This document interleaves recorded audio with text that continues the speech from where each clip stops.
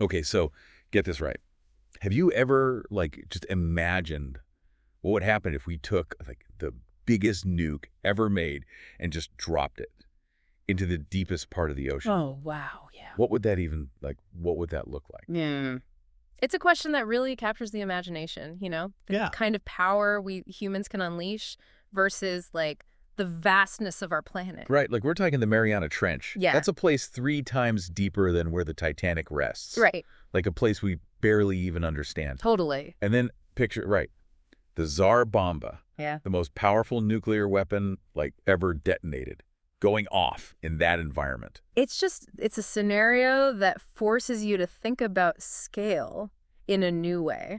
So walk me through this. Hmm. Like, what happens in those first few moments after the Tsar Bomba hits the bottom of the trench? Well, initially you'd have a nuclear chain reaction triggering an explosion equivalent to 50 megatons of TNT, a blinding flash, like instant vaporization of the water, creating this massive cavity of superheated steam and radioactive particles.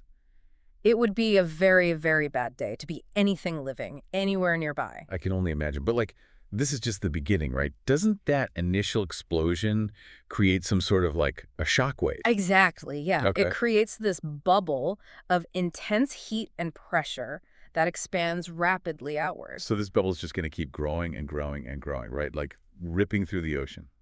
Not quite. Okay. That's where the incredible pressure at the bottom of the Mariana Trench comes into play. We're talking about the weight of, 11 kilometers of water Yeah. pushing down an almost unimaginable force. So, like, what happens when that force meets the force of the explosion? It's like an epic underwater wrestling match. As the bubble expands outwards, it starts to lose energy and its internal pressure drops. Eventually, the immense pressure of the surrounding ocean overpowers the outward force of the explosion. So the bubble actually starts shrinking. Wow, it's almost like the ocean is pushing back Yeah. against the explosion. You could say that, yeah. It's this incredible tug of war. Wow. The bubble expands, contracts, expands again, but eventually it can't withstand the pressure. So it pops like a giant radioactive balloon. Not exactly. The turbulent water tears it apart, breaking it down into smaller and smaller bubbles. And these smaller bubbles, still incredibly hot and radioactive, begin to rise towards the surface. All that power. Yeah. And it ends up as a bunch of radioactive bubbles. That almost seems anticlimactic. It might seem that way, Yeah. but it really highlights the sheer power of the ocean. Okay. Even something as destructive as the Tsar Bomba is ultimately dwarfed by the natural forces at work down there. Makes you think about the limitations of human power, doesn't it? It definitely does, yeah. So it's almost like the Earth is saying, like, nice try, humans. So what would happen at the surface? Like if someone was, say, on a boat, Right. like a safe distance away, what would they see?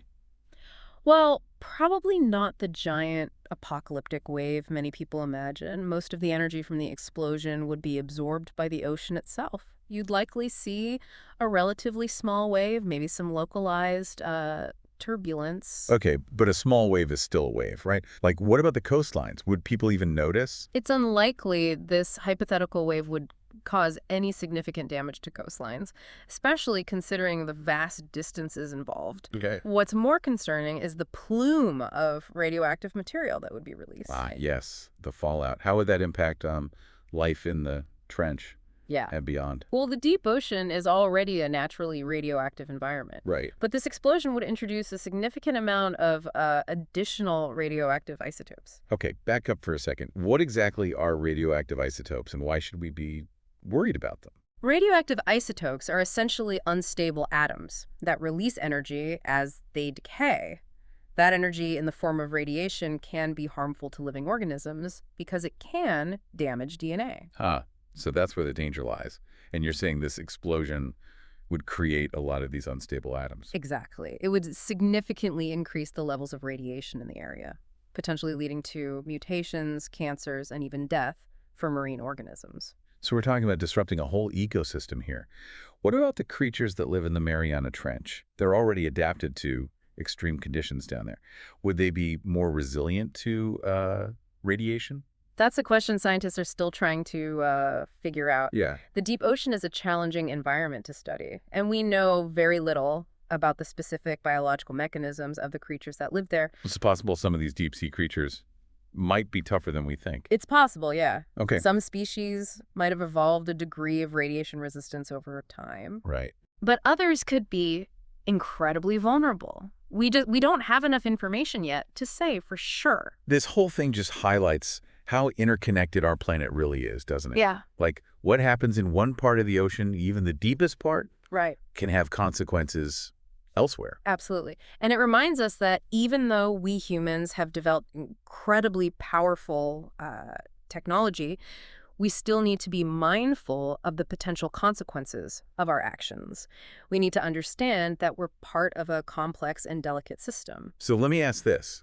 Throughout history, there have been actual nuclear tests conducted in the ocean. Right. Can those events give us any insight into what might happen in our Mariana Trench scenario? They definitely can, yeah. Okay. There's a lot of data from historical nuclear tests, especially those conducted during the Cold War, that can help us understand the behavior of radiation in a marine environment. So what have we learned from those real-world examples? One major takeaway is that radioactive contamination can persist in the ocean for a very long time. Decades, even. Wow. Certain radioactive isotopes, like cesium-137, have long half-lives. Hang on. What does half-life mean again? It's the time it takes for half of a radioactive substance to decay.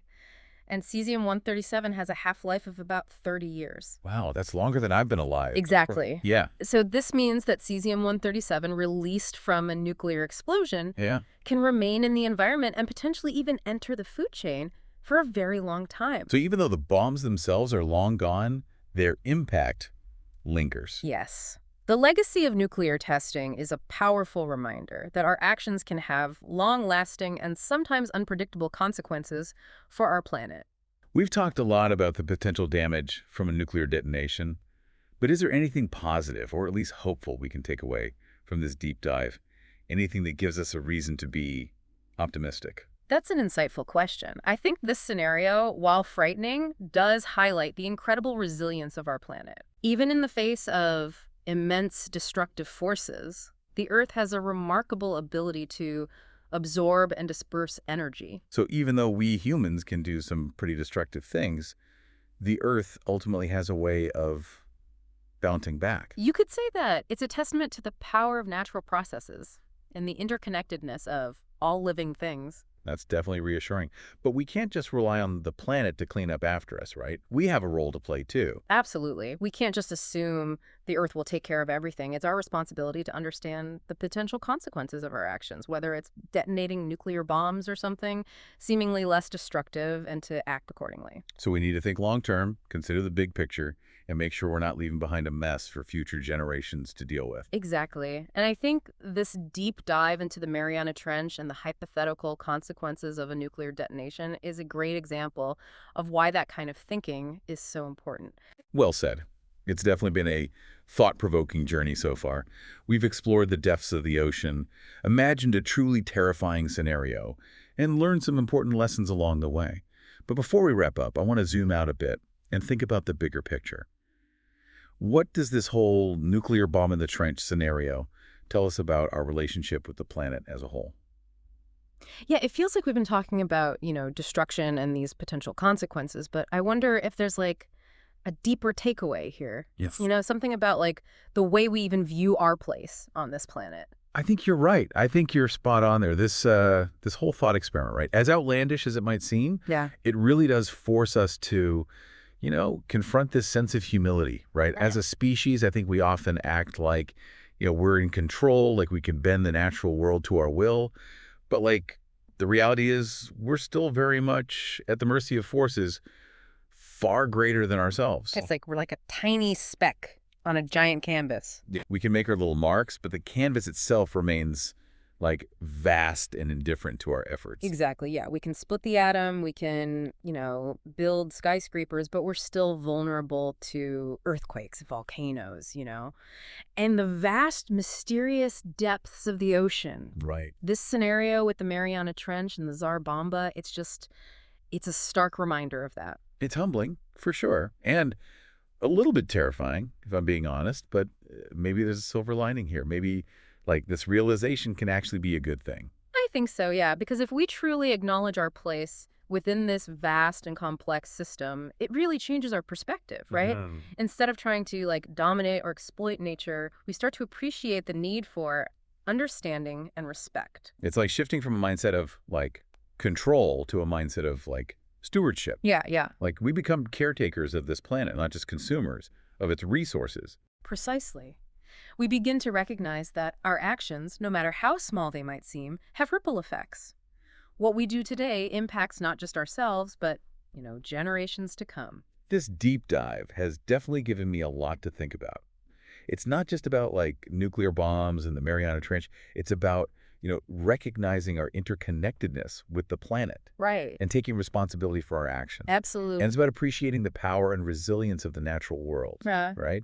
Even in the face of, like, immense challenges, life finds a way to persist and adapt. totally. It's a reminder that there's still so much we don't know, Yeah, so much left to explore and discover. And that's pretty exciting, do you think? absolutely. Yeah. It's a call to keep learning, keep questioning, and keep pushing the boundaries of our understanding. Well, I think we've reached the bottom of this particular deep dive. And while it's been a journey into some pretty dark and thought-provoking territory, I have to say I'm coming away with a renewed sense of wonder and a deeper appreciation for this incredible planet we call home. Me too, yeah. And perhaps that's the most valuable takeaway of all. So to all of our listeners out there, thank you for joining us on this exploration. Keep exploring, keep questioning, and keep diving deep. Well, Until next time. right.